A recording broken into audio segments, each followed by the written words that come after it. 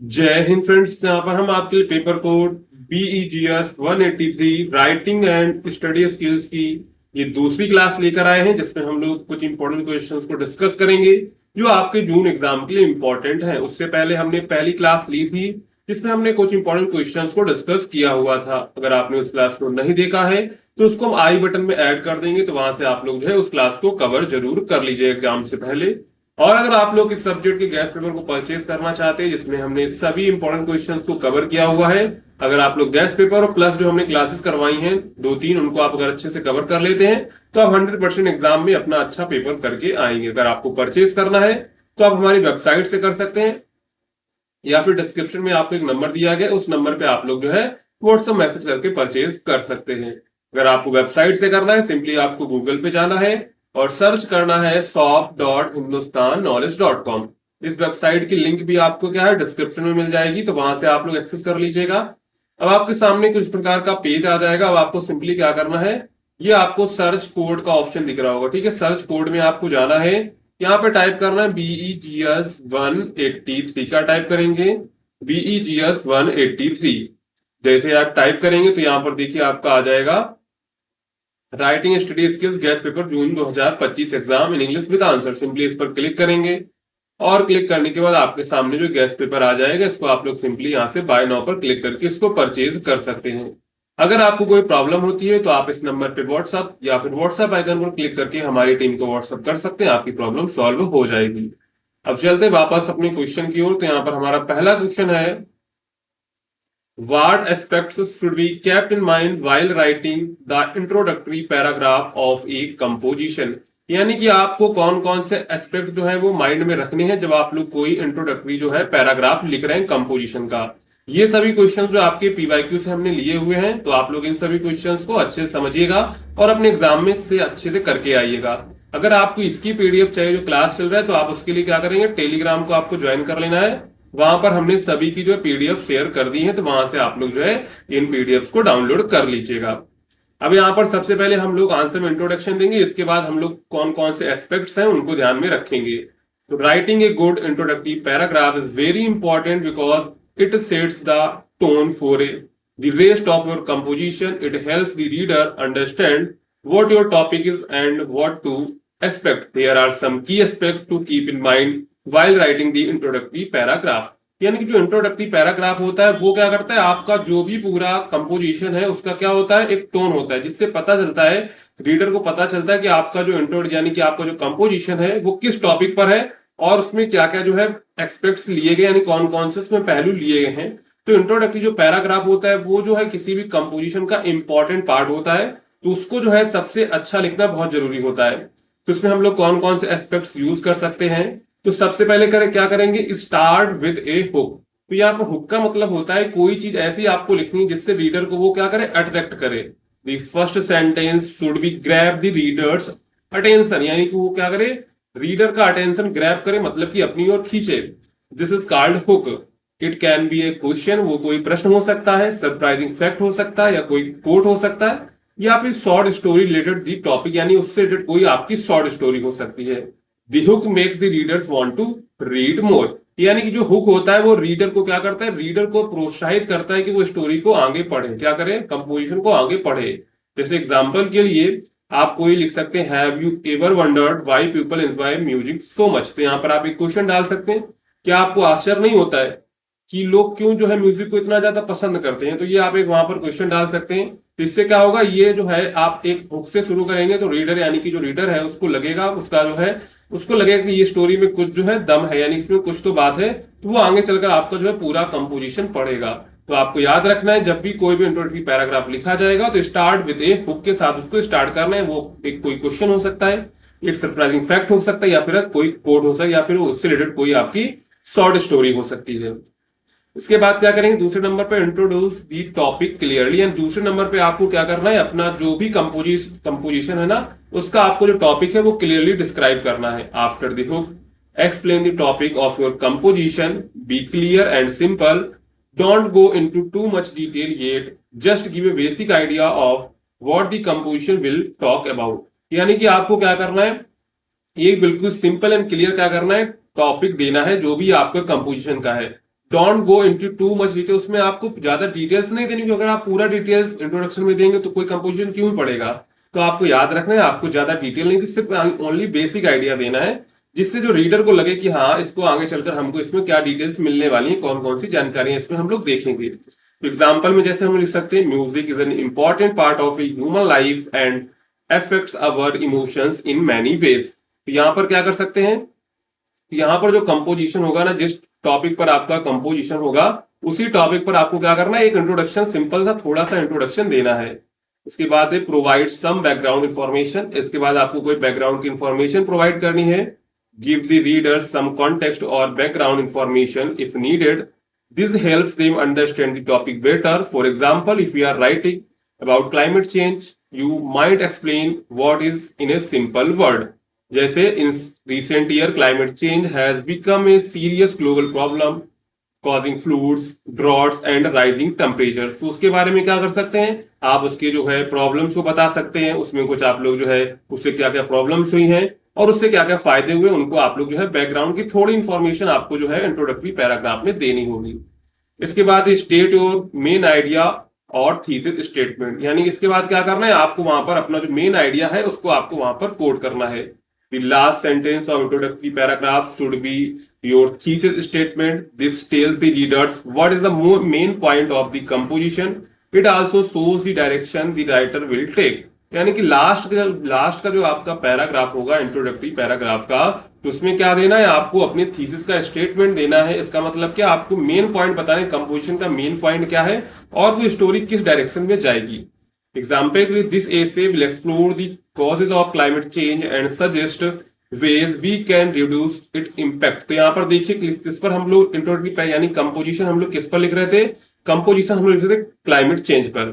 तब यहाँ पर हम लोग क्या करेंगे, आपका जो लास्ट वाला जो रहेगा ना, स्टेट योर मेन आइडिया, आपको क्या करना है इंट्रोडक्टरी पैराग्राफ में लास्ट में आपको क्या करना है, कोई ऐसा जो थीसिस है यानी कि आपका जिस पर कंपोजिशन है उस कंपोजिशन में आप क्या क्या डिटेल्स देने वाले हैं, वो सब आपके लास्ट में रहेंगे, लास्ट पैराग्राफ में। This essay will explore the causes of climate change, यानी यहाँ पे देखिए हमने क्या किया, क्लाइमेट चेंज के कॉजेज बताए एंड सजेस्ट, कुछ सजेस्ट किया, ways we can reduce it impact, यानी कि इसके प्रभाव को हम लोग कैसे कम कर सकते हैं। तो इससे रीडर को क्या पता, रीडर को पता चलेगा कि हम लोग इस कंपोजिशन में क्या पढ़ने वाले हैं। सबसे पहले हम लोग देखेंगे क्लाइमेट चेंज के कॉजेज क्या है, इसके बाद देखेंगे इसके जो है इम्पैक्ट को कैसे रिड्यूस किया जा सकता है।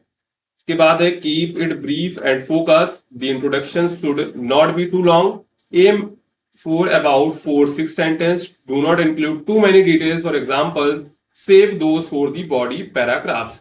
यानी कि आपको क्या करना है, आपको जो है ब्रीफ में फोकस करना है, यानी कि आपको जो पैराग्राफ जो इंट्रोडक्शन देना है वो ज्यादा लॉन्ग नहीं देना है, ओनली 4 से 6 सेंटेंस में देना है।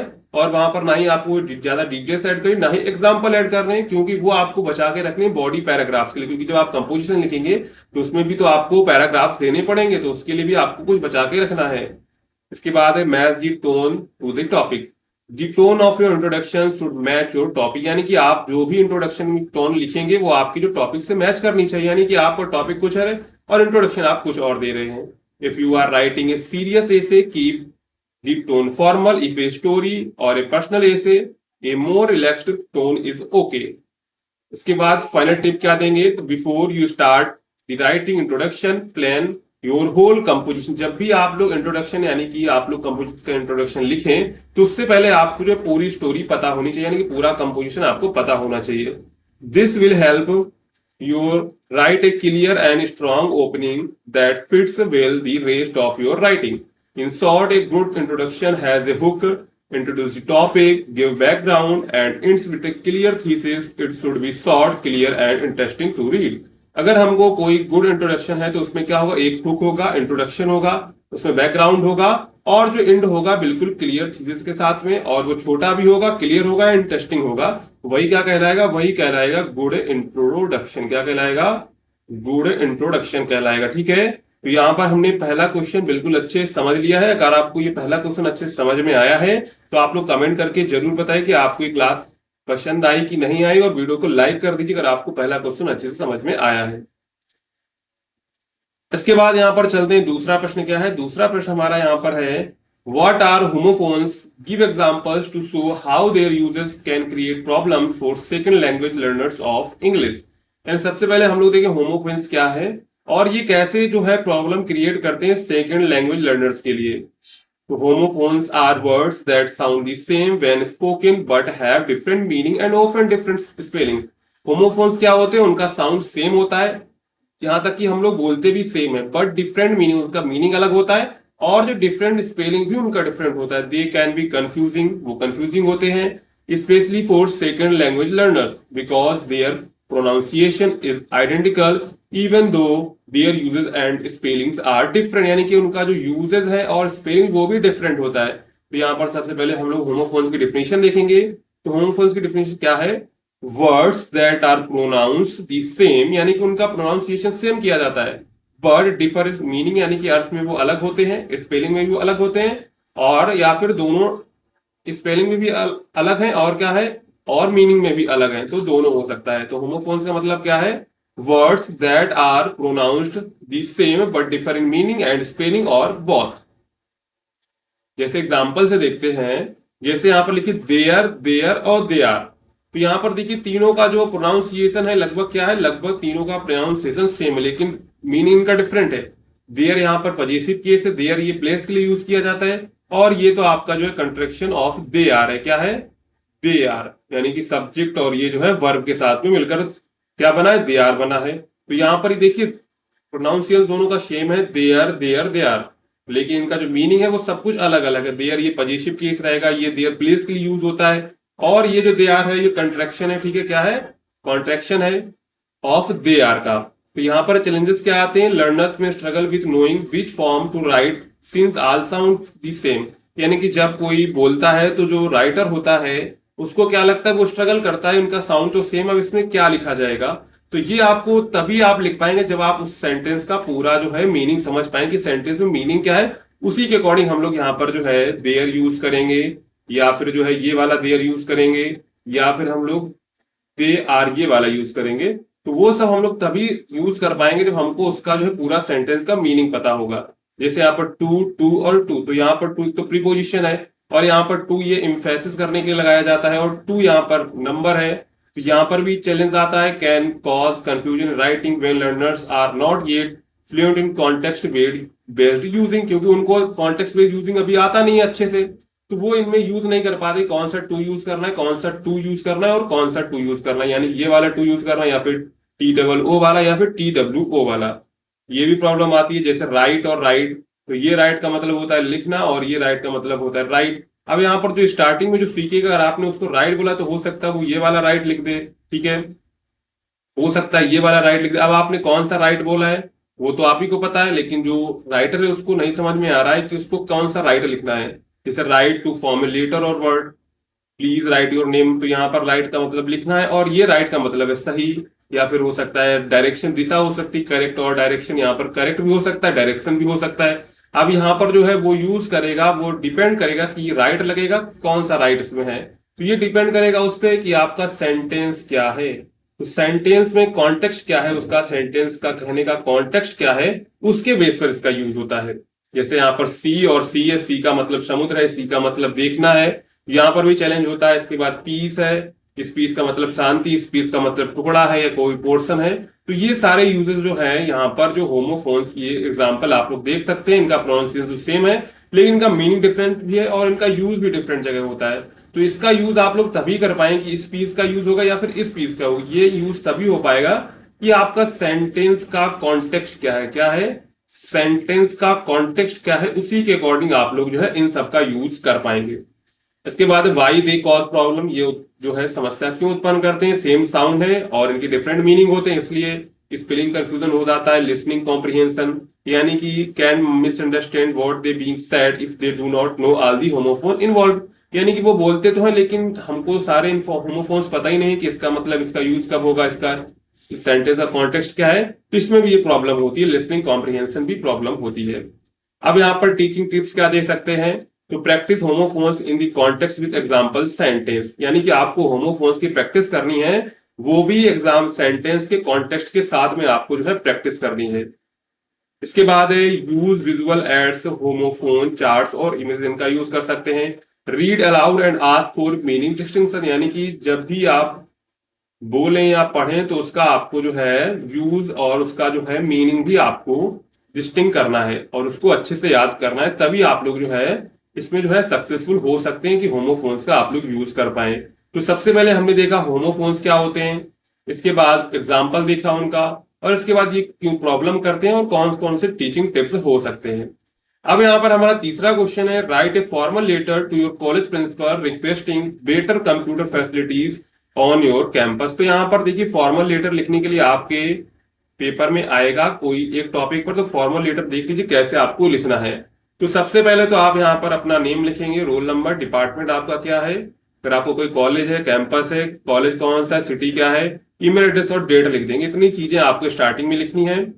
इसके बाद यहाँ से आपको स्टार्ट करना है लेटर, यहाँ से आपको स्टार्ट करना है, ठीक है, to the principal, name of the college, इसके बाद कॉलेज एड्रेस, सिटी, स्टेट और जिप कोड, ये सब डिटेल्स आपको जो है यहाँ पर फिलअप करनी है। यानी कि आपके प्रिंसिपल का नाम क्या है वो भी लिख सकते हैं, और इसके कॉलेज एड्रेस और सिटी स्टेट क्या है, आपका जो कॉलेज कहाँ है, वो सब आपको यहाँ पर लिखना है।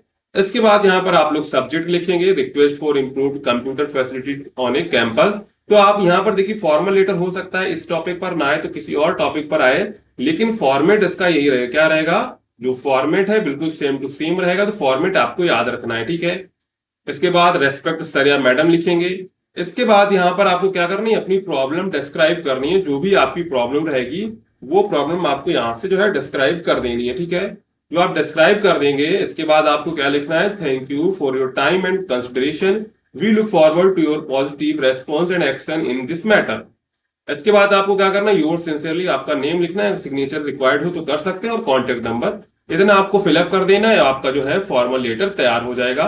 बस आपको क्या करना है, इतनी चीजें आपको याद रखनी है, ये वाला जो कॉन्टेक्स्ट है ना, ये वाला कॉन्टेक्स्ट, और जो है आपका ये वाला कॉन्टेक्स्ट, ठीक है, ये वाला कॉन्टेक्स्ट है, ये वाला इतना आपको तैयार रखना है। और इसके बाद बीच में तो आपको टॉपिक डिस्क्राइब करना होता है कि आपका टॉपिक क्या रहेगा, ठीक है। तो ये सारी चीजें आपको ये फॉर्मल लेटर तैयार कर लेना है। किसी एक टॉपिक पर 100% आपका आएगा एक फॉर्मल लेटर, तो उसको आप जरूर तैयार कर लीजिएगा, ठीक है। तो टोटल यहाँ पर हमने 3 क्वेश्चंस को डिस्कस किया हुआ है जो आपकी एग्जाम के लिए इंपॉर्टेंट है। तो अगर आपको ये क्लास पसंद आई हो तो चैनल को सब्सक्राइब करिएगा, वीडियो को लाइक करिएगा, और जो है वीडियो को अपने दोस्तों में शेयर करना ना भूलिएगा। साथ में टेलीग्राम को ज्वाइन कर लीजिएगा, वहां पर जो हम इसकी पीडीएफ है शेयर कर देंगे, तो वहां से आप लोग जो है इसकी पीडीएफ को डाउनलोड कर लीजिएगा। और गैस पेपर परचेज करने में आपको कोई प्रॉब्लम आती है तो डिस्क्रिप्शन में आपको नंबर दिया गया है, उस नंबर पे आप लोग जो है व्हाट्सएप मैसेज कर सकते हैं। तो चलिए मिलते हैं अगली क्लास में, तब तक के लिए जय हिंद बच्चों।